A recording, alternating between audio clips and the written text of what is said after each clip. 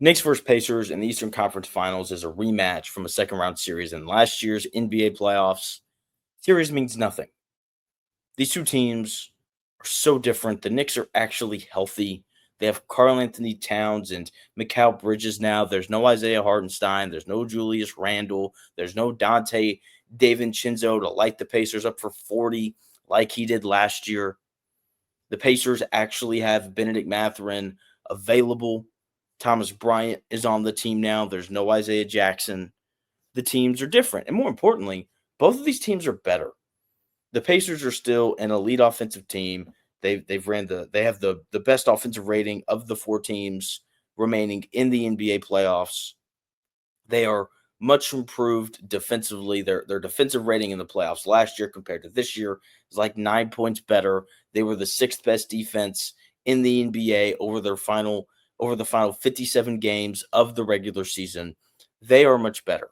Obviously, the Knicks are still a very good defensive team because if Thibodeau is your head coach, like you're going to be good on that side of the ball. They were good defensively last year. Now you add Mikal Bridges, like you're only going to get better defensively. I think they're better offensively just because they have more options. Last year it was a lot of Jalen Brunson, and it's still a lot of Jalen Brunson this year, but there's sprinkles of Mikal Bridges, and Karl-Anthony Towns can be the engine of the offense for extended periods of time when he needs to be.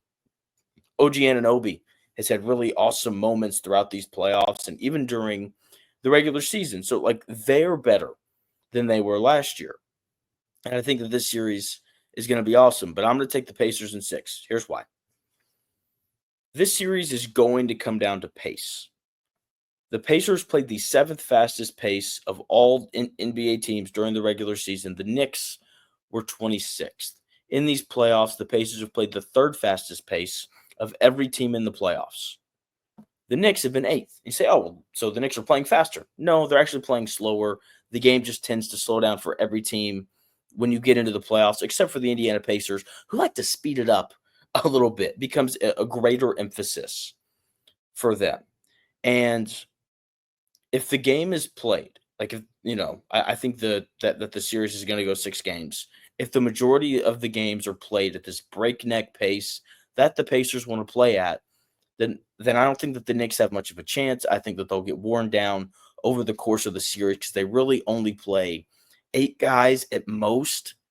And, Cam Payne's going to play like 4 minutes. Unless he's great, then he may play a little bit longer. It's mainly, McBride and Mitchell Robinson coming in off the bench. And if you only have 7 guys and you're running up and down, at some point, 3 rounds now into the playoffs, like you're going to get worn down, especially when you're playing every other day. So if the Pacers control the pace, which I expect to, because I think that they control pace better than any other team in the NBA, then the Pacers will win this series, even though the Knicks are probably more talented, but the Pacers' depth, I think, would win out if they're able to keep the pace up. Now, if the game slows down, then I do like the Knicks. Because when the game slows down, the Pacers kind of not run into trouble, but there's a little more isolation, and that's obviously not what they want offensively. They want to move the ball. They want everyone to be involved.